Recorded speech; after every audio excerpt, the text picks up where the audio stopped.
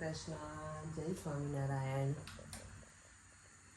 આજે ગુરુવાર છે, સવાર પડી ગઈ છે। જો અમારો ગેસ શરૂ થઈ જ જાય, મોર્નિંગ થઈ જાય એટલે ચા મૂકી છે। આ દહીં બનાવવા માટે દૂધ મૂક્યું છે અને મારું અને દીવમનું દૂધ રેડી થઈ ગયું છે। અને આજે હું બનાવવાની છું, કોઈ બનાવતા હશે મને નહીં ખબર, ગાજરનું શાક। આજે તમને રેસીપી ફૂલ આપીશ ગાજરના શાકની।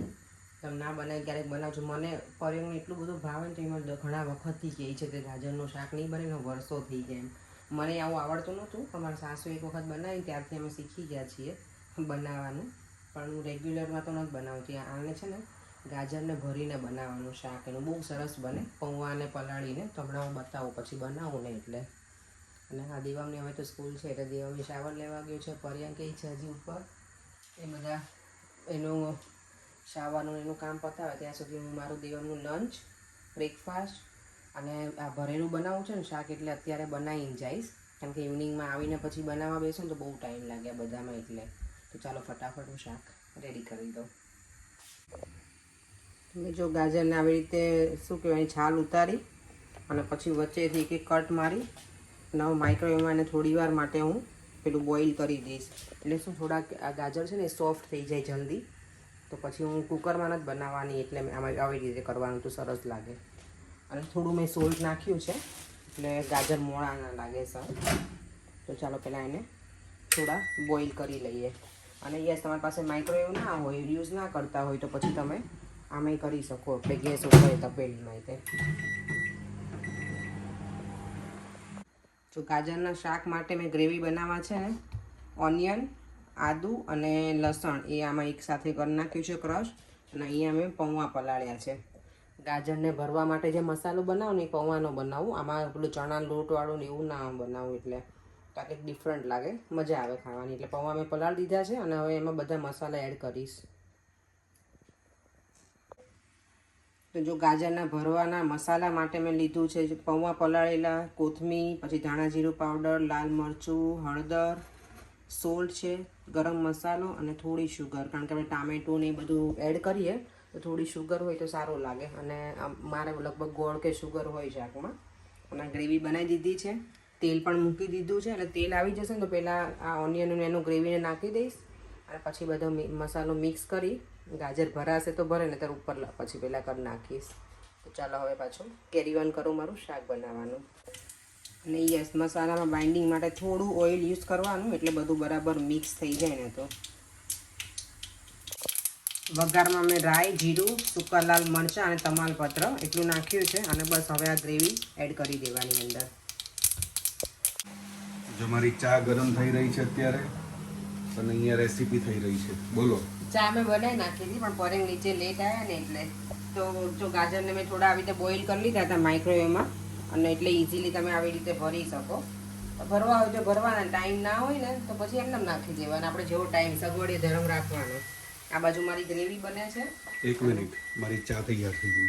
ઉભરાઈ નથી દેવી જોવી પડે, નહીં, બોલો।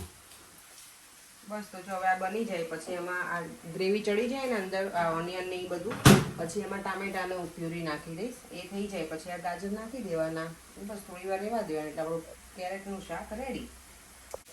જો ગાજર આવી રીતે ભરીને મેં રેડી કરી દીધા છે, અને મસાલો વધ્યો છે ને એ પણ હું અંદર એડ કરી દઈશ। ગ્રેવી ઓલમોસ્ટ હવે ચડવા આવી જ છે। આમાં થોડું તમારે પાણી નાખવું પડે, કારણ કે પૌવા નાખીએ ને આપણે એટલા માટે થઈને। ગ્રેવી ચડી જાય ને બરાબર પછી એડ કરી દેવાના। પછી મને કંઈ જરૂર લાગશે તો ઇવનિંગમાં આવીને સુધારા વધારા કરીશ। અત્યારે અમારી પાસે ટાઈમ નથી, જવાનો ટાઈમ થઈ ગયો છે સલૂન ઉપર, એટલે જો આ દેવમ તો રેડી થઈ ગયો છે બેગ લઈને, અને પરેંગ હજી ખબર નહીં શું નાસ્તો શોધે જ ક્યારના। હે પરેંગ, અત્યારે બ્રેકફાસ્ટ ટાઈમ 8:30 થઈ ગયા છે. દેવમને 8:40ની સ્કૂલ હોય પણ નજીક છે એટલે હમણાં ફટાફટ નીકળી જઈશું. જો દેવમ અને પ્રિશા બંને રેડી થઈને જાય છે સ્કૂલે. હવે મૂકવા જઈએ છીએ ને પછી ડાયરેક્ટ મારે ફરેંગ મને સ્ટેશન ડ્રોપ કરી દેશે. આજે વોક નથી કરવાની, વરસાદ ચાલુ જ છે હજી. એટલે સ્કૂલે જવાના ટાઈમે વરસાદ આવે, છોકરાઓને છૂટવાના ટાઈમે વરસાદ આવે. સ્ટેશનથી બહાર નીકળીને વોક કરવાનું શરૂ કર્યું છે પણ વરસાદ શરૂ છે જોડે જોડે.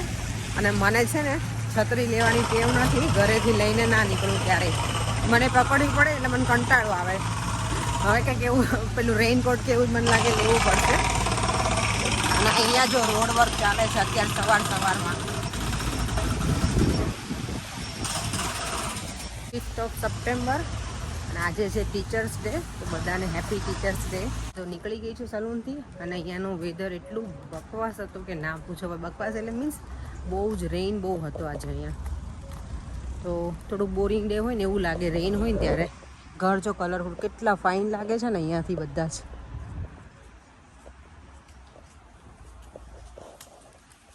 હા, અત્યારે આપણે જૈન લોકોના પર્યુષણ ચાલે છે તો બધાને હેપી પર્યુષણ. મારી ફ્રેન્ડ છે ને એક અમે લોકો જોડે જોબ કરતા હતા, મોહિની. એ પણ અત્યારે એ લોકોમાં એવું હોય ઉપવાસ કરે એટલે કેવું 28 કરે એટલે 8 દિવસનો ઉપવાસ હોય. અમે લોકો ઉપવાસ કરીએ પણ અમારો ઉપવાસ હોય 3 ટાઈમ ખાઈ પીને. અને આ લોકો જે ઉપવાસ કરે ને સેલ્યુટ છે કે ખાલી પાણી ઉપર એ કરે અને એ પણ પાણી એમને ઉકાળીને પીવાનું. અને 8 દિવસ સુધી કંઈ ખાવાનું નહીં અને ખાલી પાણી ઉપર રહે. તો ખરેખર સારું કહેવાય. એટલે ભગવાનને બધામાંથી પ્રે કરીશું જેટલા પણ ઉપવાસ કરતા હોય એ બધાને ભગવાન શક્તિ આપે, ઉપવાસ બધાના પૂરા થાય એવું. કારણ કે 8 દિવસ એટલે બહુ કહેવાય. હું એક દિવસ ખાલી ઘણી વખત મેં નિર્જળા કરેલી છે પણ હું મારથી નથી થતું. સાંજ પડે ને તો સીક ફીલ કરું પછી. તો આ 8 દિવસ કરવાના એટલે બહુ કહેવાય. અને યસ, એ લોકો ગમે ત્યારે આપણે ફોન કરીએ ને તો જ્યારે આવું કરતા હોય ને ઉપવાસને એવું, ત્યારે એમને એવું પૂછવાનું હોય કે સાતામાં છો એવું હોય. મને અમારા ઘરે અમે પેલા બાપુનગર રહેતા ને અમારા સામે લોકો રહેતા જ જૈન, હજી ત્યાં જ રહી છે. તો એ લોકો એવું કહે એટલે મને ખબર છે થોડું ઘણું. બધું મને ડિટેલ ના ખબર પણ અમુક વસ્તુ ખબર છે કે આવી રીતે ઉપવાસ કરે, 28 કરે એ બધું મને ખબર છે. ઘણા 2-3 દિવસ ના કરે અને એ લોકો કંદમૂળ કે કશું જ ના ખાય. આપણે લોકો તો ઉપવાસ કરીએ તો બટેકાને બધું ખાઈ પીને કરીએ મસ્ત મજાનું. તો સારું કહેવાય. તો ભગવાનને પ્રે કરીશ તો બધાને ઉપવાસ સક્સેસ જાય અને શાંતિથી બધાના પૂરા થઈ જાય. અને સ્પેશિયલી મારા ફ્રેન્ડને આજ મેં કોલ પણ કર્યો હતો કે થઈ જશે, અમે પ્રે કરીશું તારા માટે. આજે 5મો ઉપવાસ તો છે એ લોકોને ઓલરેડી, તો 3 જ બાકી છે તો થઈ જશે. ચાલો હવે ટ્રેન સ્ટેશન સુધી પહોંચવા આવી છું. ટ્રેન લઈને સીધા ઘરે. વરસાદ આવ્યો છે એટલે બધું આમ ક્લીન થઈ ગયું છે. ઝાડના પાનમાં જે માટી ને બધું હોય ને જો. અત્યારે 8 વાગ્યા છે ને અંધારું કેટલું થઈ ગયું છે હવે. આજે ટ્રેન બહુ જ ડીલે હતી, બહુ જ. લગભગ 20 થી 25 મિનિટ જેટલું ડીલે છે આજે ટ્રેન. ક્યારની હું ટ્રેનમાં હતી, હવે બહાર નીકળી છું ને પછી બીજા પ્લેટફોર્મ ઉપરથી બીજી ટ્રેન લેવાની છે.